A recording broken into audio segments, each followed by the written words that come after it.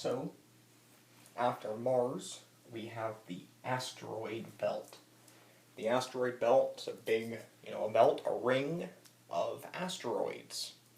Pretty self-explanatory. It's pretty nice and, uniform.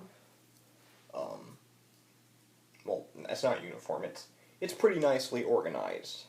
That there are that many asteroids in that place has to do with certain gravitational interactions early on in the solar system, probably. Bunch of asteroids in there. An asteroid is something that it's made of rock, primarily, but it's not a planet for various reasons. The most common one is it's not big enough to have enough gravity to crush itself into a ball shape under the force of its own gravity. So most asteroids are sort of potato-shaped, But there are a few exceptions. One notable asteroid in the asteroid belt is Ceres. Ceres is the biggest known asteroid. It's big enough, in fact, to have crushed itself into a ball shape, which is pretty cool. But Ceres is not considered a planet because certain people at the International Astronomical Union and other astronomical organizations think that orbiting a star and being big enough to crush herself into a ball shape are not good enough to be a planet by themselves.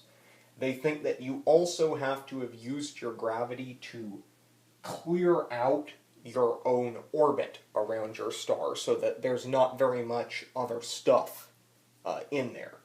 And since Ceres is in the asteroid belt, it clearly hasn't done that. And so Ceres is considered a dwarf planet because it is big enough to have crushed itself into a sphere, but it has not cleared out its orbit of other stuff. After the asteroid belt, we have Jupiter. Ta-da! Jupiter is the first of the outer planets and the first of the gas giants.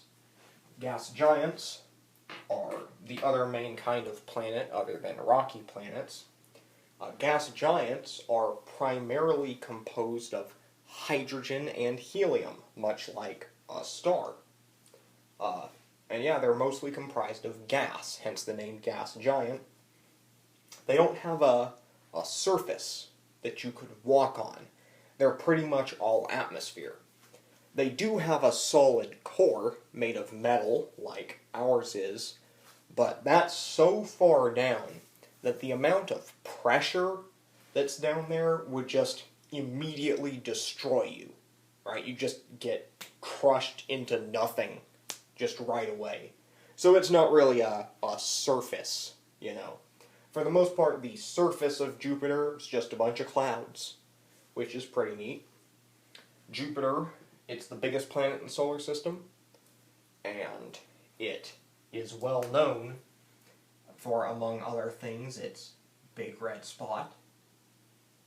The big red spot is actually a giant hurricane. You could fit about 3 Earths in the Great Red Spot, and it's a hurricane that's been going for like 300 or 400 years. Yeah, that's the kind of wild stuff that happens on Jupiter. Jupiter is also well known for having... Jupiter has a bunch of moons, has about 60. But it has 4 moons that are really important. They're called the Galilean moons because Galileo was the person to discover them.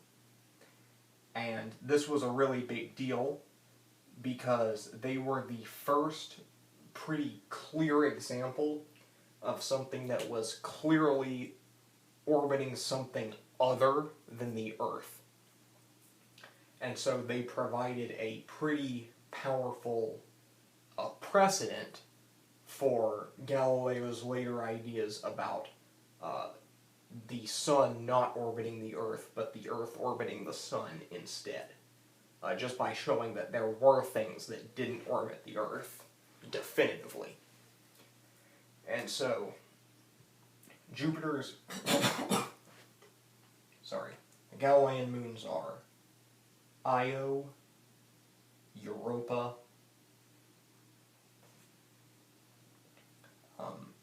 Ganymede,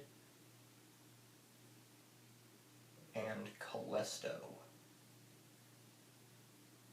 Ganymede and Callisto might be mixed up. I don't think so, though. I think Callisto's the last one. Now, the Galilean moons are big, except for Io. All of them are bigger than our moon. Io's a little bit smaller than our moon. They have a lot of interesting properties. I was mentioning earlier how the Earth and Earth's moon have a really powerful tidal interaction because their gravity is really strong because of how close together and relatively massive they are. Jupiter also has a strong tidal interaction with the Galilean moons because they're big, and also Jupiter is massive. It's huge.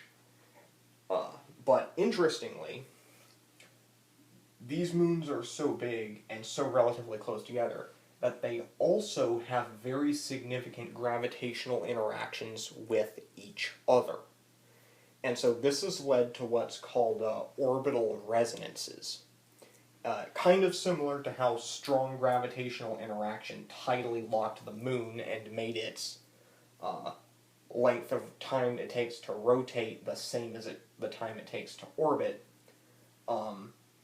The orbital times, the orbital periods of the Galilean moons have kind of synchronized in various ways. For instance, as an example, maybe Europa, in the time that it takes Io to orbit Jupiter twice, Europa orbits once.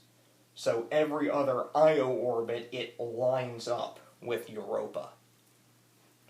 And all these moons have these kinds of resonances with each other, so they line up a lot, which increases the power of the tidal forces between the moons. And I'm going to talk about Europa in much greater detail later, and that will come into play then. But for now, I'm going to move on to Saturn.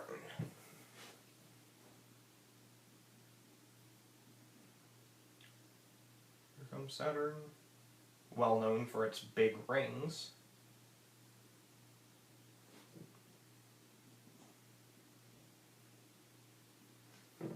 One thing I should say, Saturn's well known for its rings, but Saturn's not the only planet that has rings. Jupiter also has rings. They're just smaller, and they're kind of more see-through. They don't reflect light as much, so you can't see them as well. But Jupiter definitely has rings, and the other two gas giants, Uranus and Neptune, also have rings. But Saturn's rings are the biggest, and they're the least see-through. So, definitely the most grand and stuff, right? And they've kind of become Saturn's defining feature. Saturn's the second biggest planet in the solar system. Not as big as Jupiter, still really huge. Similar composition to Jupiter, again, mostly hydrogen and helium. Saturn also has a lot of moons. Not quite as many as Jupiter, but a lot. And, again, most of them aren't very important. But there are two that are important.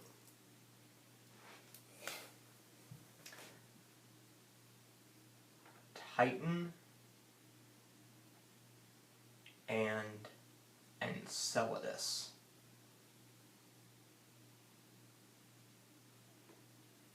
Titan is very interesting. Titan is the biggest moon in the solar system.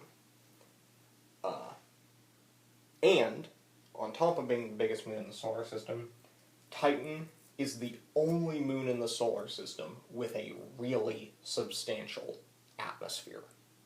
There's one other moon that has a little bit of an atmosphere, but Titan's the only one that has like a heavy-duty atmosphere. And it is heavy-duty, thicker than Earth's. You look at Titan, it's kind of a cream green-ish color, I think. Again, kind of like Venus, you can't really see Titan's surface. It's got so many clouds all around, and we have to use like radar and stuff to figure out what Titan's surface looks like. Now, if you were to go to Titan, you would see scenes that are eerily similar to Earth. Titan has lakes, it has rivers, it has a water cycle, right? Well, not a water cycle, but I'll get to that. It has rain and clouds and oceans. But Titan's very cold. It's far, far too cold to have liquid water on Titan. But these rivers and oceans are not formed out of water. They're formed out of liquid methane and ethane and similar molecules like that.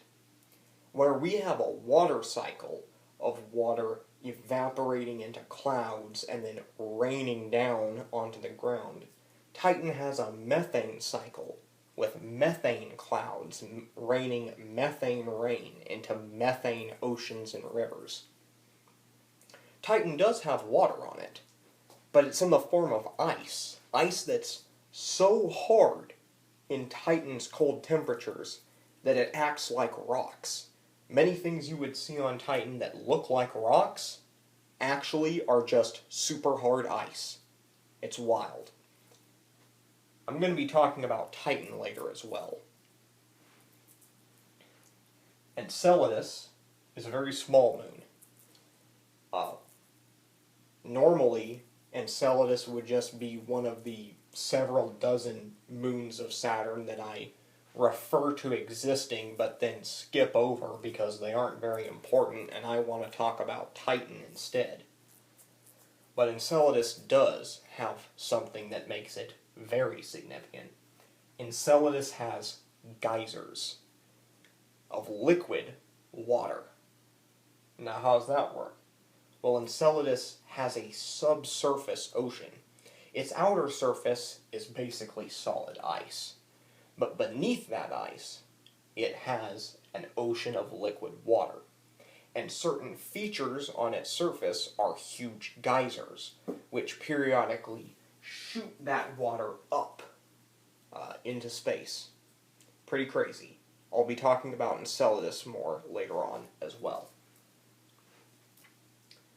And with that, I believe I'm going to end this video. We'll come back talking about the outer solar system.